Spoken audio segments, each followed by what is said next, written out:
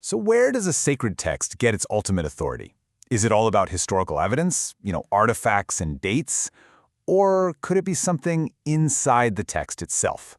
Well, today, we're going to dive into a really fascinating argument from author Ahmed Abu Artema that tackles this very question. All right, so the article kicks off with a pretty bold question. What if, just for the sake of argument, we couldn't prove historically that the Prophet Muhammad ever existed? Would that mean that Islam is just an illusion? Does that automatically invalidate the entire faith that's built around him? Now, the author isn't trying to dismiss faith here, not at all. The point of this question is to challenge a specific idea, this notion that faith has to rely on traditional, hard historical proof.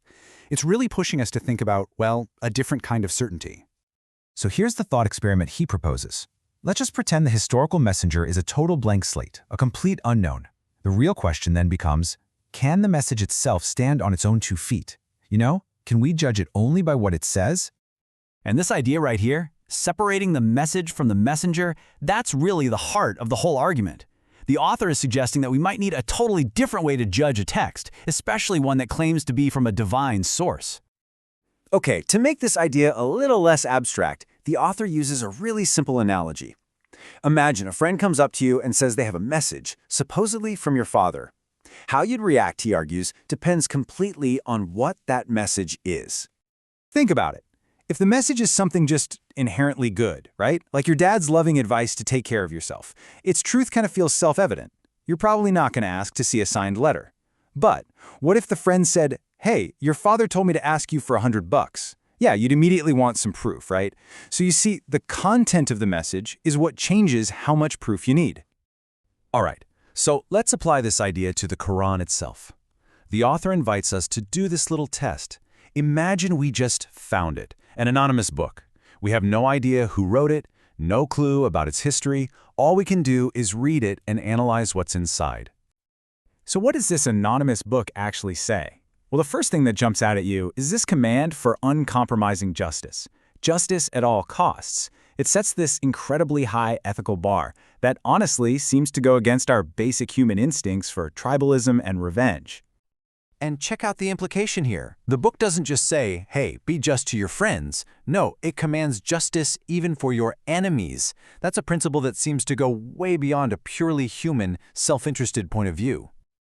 Okay, so our investigation of this anonymous text continues. We're moving from public justice now to private, personal morality. And here, the book introduces this intense level of personal accountability, the idea that nothing, absolutely nothing, no matter how tiny, goes unnoticed. And the big takeaway here is that this isn't just about what other people see. It's describing a deep, internal accountability where every single action matters. It's like it's drawing a direct line between you as an individual and a higher power. All right, think about it. If you were writing a book to build an empire for your own tribe, what would you do? You'd probably talk about how your people are the best, right? But this anonymous book, it does the exact opposite. It champions universalism and the fundamental equality of all people. This verse is a direct shot at any idea of racial or tribal superiority. It completely redefines what it means to be noble. It's saying the best person isn't the one from the fanciest tribe, but the one who is the most righteous, no matter where they come from. So, this brings us to the next logical step in our little thought experiment.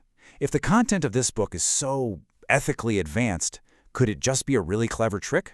A tool written by some human author to get what they want, like power or glory? Let's test that first hypothesis. Maybe the author, this Muhammad guy, was just a military commander looking for conquest.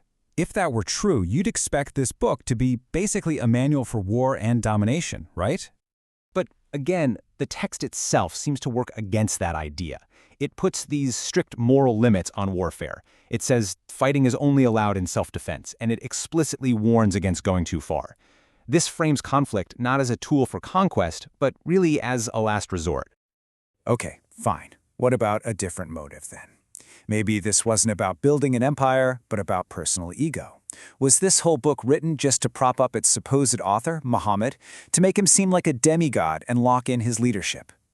Well, according to the author, the text does the exact opposite. In fact, it actively seems to undermine any attempt to glorify its own prophet. You've got verses that openly criticize him, verses that expose his most private worries, and even some that threaten him with divine punishment if he messes up. So far from turning him into a god, the book repeatedly, and I mean forcefully, insists on his humanity. It consistently paints him not as some supernatural being, but as a limited human messenger, who's subject to the exact same laws and the same God as everybody else. So, if the text doesn't seem to be driven by a desire for empire, or of revenge, or even personal glory, what's left? What does the author think is the real source of its authority? Well, this brings us to the main idea, something called an internal proof. Okay, so the author breaks it down like this. There are two ways to prove an idea. You've got external proof, that's looking for outside evidence like historical data or artifacts, but then there's internal proof. And this is what the author argues is actually stronger. It's when you analyze the idea itself, its logic, its consistency, and its moral content. And what's fascinating is that the Qur'an itself seems to argue for this internal method. The challenge it throws down isn't go find some archaeological proof, it's reflect upon me. It basically says, go ahead, scrutinize this text. If it's just a human invention, you're going to find it's full of contradictions. And the author wraps up with this challenge straight from the text itself.